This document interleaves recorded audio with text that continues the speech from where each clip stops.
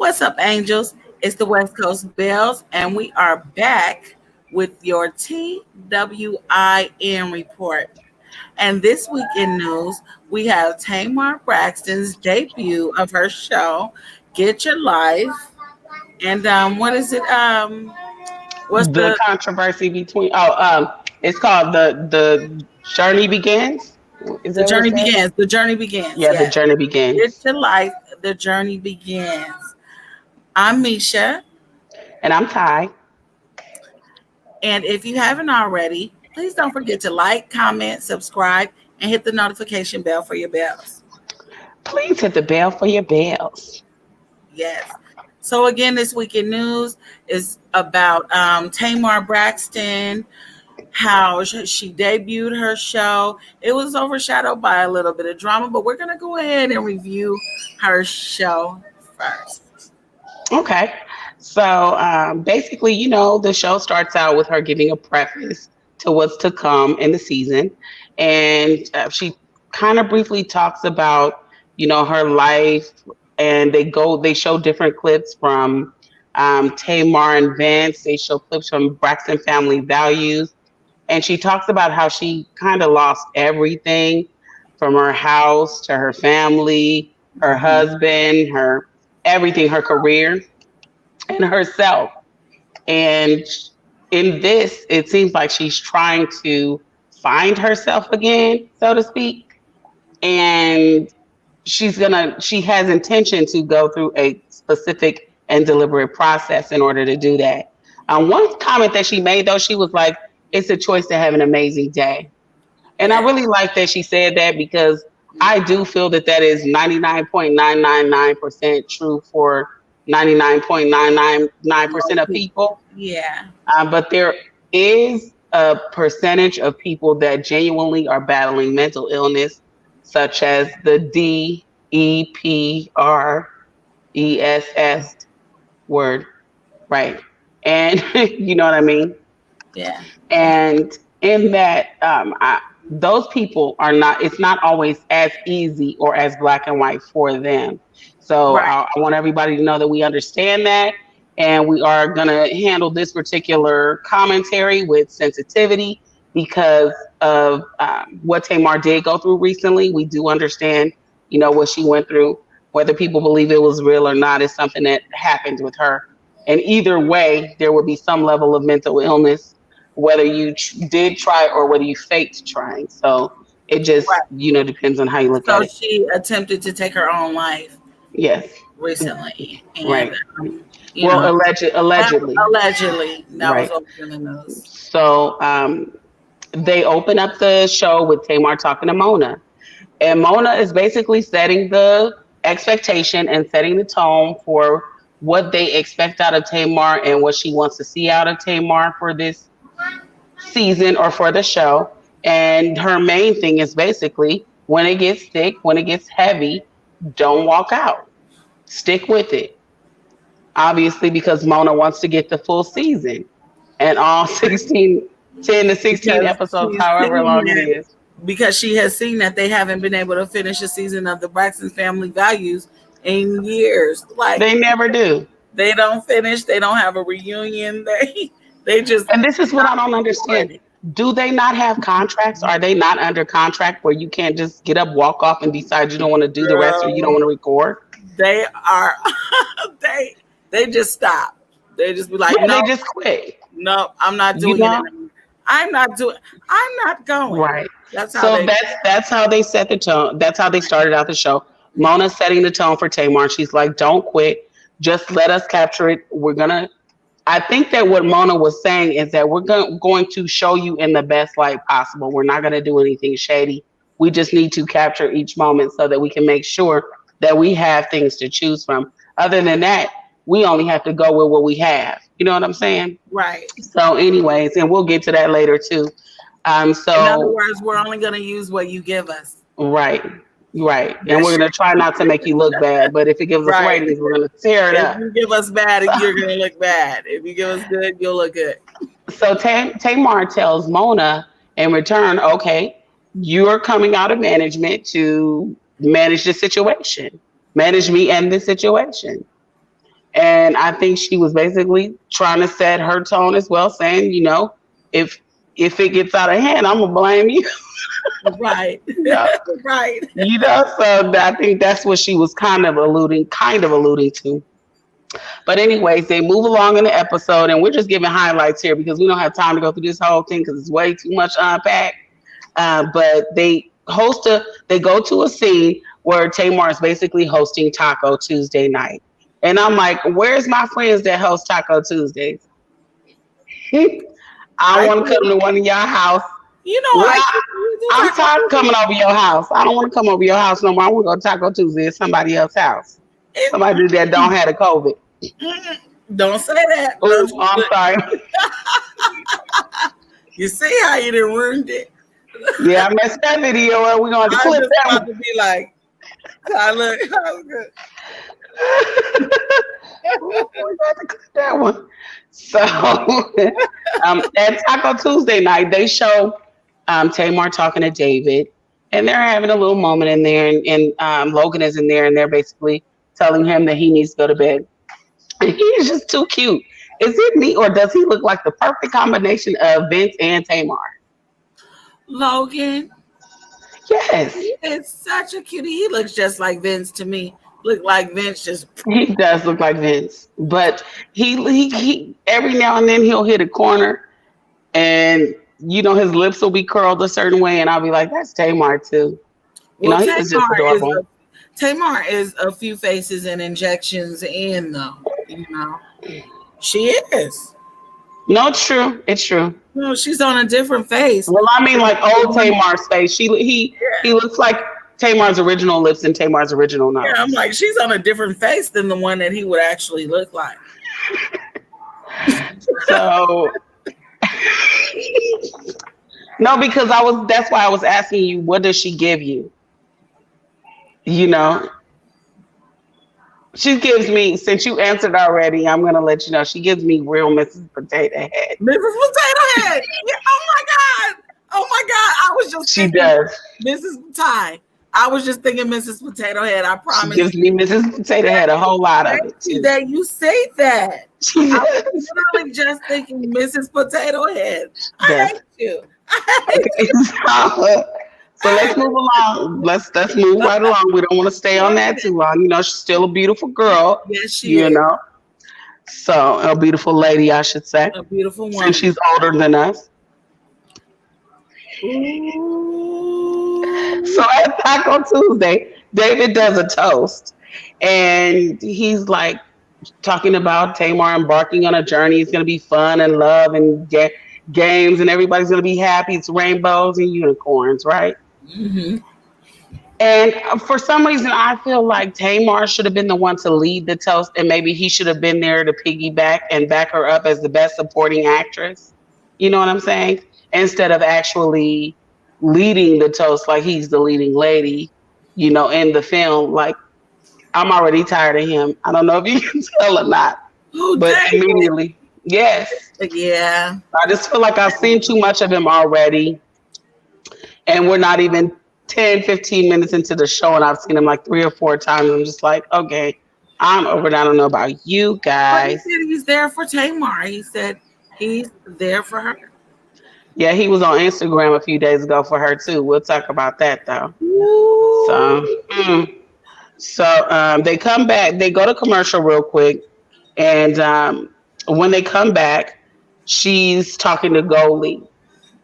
Goalie is basically somewhat of like a therapist, is what we would call her, but she does dream work. And you know how a therapist basically allows you to figure out what has happened to you to cause you to do the things that you do and identify what you do also. And they just kind of guide you through that process. Well, this lady seems to specialize in guiding people through their dreams and their subconscious thought to figure out why they are where they are, because as people may know, and if you don't know, that's unfortunate, but the subconscious thought is what becomes your reality eventually. Right. So you have to pay attention to what you allow into your mind and what you think about. Yes, Yes, because it manifests into reality. it manifests. It's true. So she's talking to Goldie, and she says that Goldie basically says the place that you're afraid of, what you're afraid of, that's where the gold is. That's where everything is. The Yes. that's the other side of the rainbow. Yes. And I'm like, I can really agree with that. I really do feel like this lady, whoever she is, she's good at what she does, and she's worked with other people in the industry, including Gaga. And I've never heard anything bad about her. I put it like that. Hmm. So they go while she's talking to Goldie. She asks her if she wants to go to the studio, and they do. They run to the studio and they meet with producer who is identified as Jay White. I haven't figured out his first name yet, but I'm gonna figure it out for y'all. I'll bring it back to you just in case y'all want to send a demo. But she reveals that this is her first time actually recording without Vince. And she had talked to Mona about that earlier, but I wanted to save it for here because she also said that she is shy. Tamar, with the powerful voice and the keys, is shy. She's shy.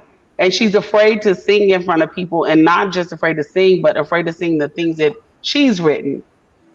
Hmm. Now I can understand, not wanting to be critiqued or not wanting to have your own thoughts out there like that for your friends and people to see, because that's how we feel when we put our stuff on Facebook, like how we stream to YouTube only sometimes because Yes. it makes us nervous because bitches be hating. But no, for real. But it's okay. It's okay because they supposed to hate. Well, They're supposed to hate. It's in they, their nature. they don't It's shake only me though. They don't shake me. They don't make me nervous. Yet it doesn't move me like that, to where I can't get it done. Hmm. But my initial, I'm like, hey, we should just put it on YouTube because you do get more support from the people that you don't know than you do from the people that you are the closest to. Right. And that's just real talk. You can't look for your family and your friends to make the bag or help you make the bag Yeah. because what they're gonna say they're busy trying to make their own bag. Hmm. Whereas other people that don't know you do it naturally without even questioning whether or Right. not what they're helping you Just with. You because see they what I'm want saying? to. Yeah. Just because Yeah. they want It's because they genuinely enjoy you. They genuinely like listening to us talk to each other. You see what I'm saying? to. Right. It, But don't you go know, up for it. Come on. Let's get it. yeah, I'm going back. I'm going back. So, I was just relating to her in the fact that she feels like she's shy Yeah. Yeah. Yeah. when she seems like she has all the talent in the world. She's really shy. Right. So she And asked she the performed for sold out crowds. right, like thousands of people, girl. But Um, a lot of performers do have or get stage fright. Yes, they do. I definitely have stage fright. Here, But arguably, we see you way. made us go back into that. You made us go back into that. We already talked about that, so we are moving Well, let me along. finish though. Let me finish though. Okay, okay, okay. Cher even took a shot of brandy before every show Cher seemed like she would be a whole lot of fun. because of nerves. Mhm. Yes, girl. Yes. So, anyway, still while Tamar is talking to the producer in the studio, while she's noticing all the smoke and how it's bothering her voice, she actually says to him, "What do you think the people want to hear from me?" And he's like, "It's not what they want to hear; it's what they need to hear from you." Yes. And I Yes. can agree with that because music is therapeutic and music is ministry. You know what I'm saying? So when Tamar makes a song and it actually is a good song, excuse me, she reaches people and touches people in a way that she doesn't even know clearly. And the producer was able to bring that out or let that know. And she, in true Tamar dramatic fashion, caught the Holy Ghost, started running all over the studio. And how Yes. she went to church, started running all through the church. Yes. So, like I said, we're just going to do the highlights. So later in the episode, Tamar talks about the dream work that she's going to be doing, and she's talking to David, and she's just basically running it by him because this is something that he needs to know. And he's like, I assume you're telling me something that I need to know because I need to know. Mhm. I start laughing a little bit, but she goes on to tell him there's no going to be no drugs, no alcohol, and no sex for 45 days. And naturally, he makes it about him, just like the rest of the narcissistic people. Y'all thought I was gonna say men. That's not what I don't. I don't even do that like that. So he makes it about him like narcissistic people do, instead of because he asked her how important is this to you on a scale of 1 to 10, and she said 100. And instead of him saying okay, because this is that important to you, I'll do it. He goes, well, sex is 100 on a scale of 1 to 10 to me. Like, it's not even about you. Nobody asked you. You asked her a question and she answered, and she should have gotten a valid response based on what she answered, the answer that she Right, gave you to your question, right. not you basically going tit for tat on how something's so stupid or not stupid because sex is important, but it's not more than 45 days important. You could work it out. I'm sure you rubbed one or two out before, but anyway, I'm sorry, I get a little No, sometimes. it's okay. It's So okay. It's later okay. in the episode, they basically show Tamar going to record. All the producers are back at her apartment because, like I said, she didn't like the smoke in the studio. But lo and behold, she hoarse anyway, like I am right now. She's hoarse anyway, Mhm. and she's trying to get it out. And I think it's actually her nerves that are getting the best of her Yeah. Hmm. because even when I'm hoarse, I can belt something out. Even when I can't breathe, I can give you a good 15 to 30 seconds of Yes. something. You know Right. what I'm saying? Enough for you to get that, and then I can regroup and give That's you because you another can 30 sing, seconds. We'll girl. loop this shit That's because together. you can sing. That's because Girl, you can sing. but Everybody I'm no wants Tamar, though. But I'm no Tamar. maybe not, but maybe number two. You know. Girl, you think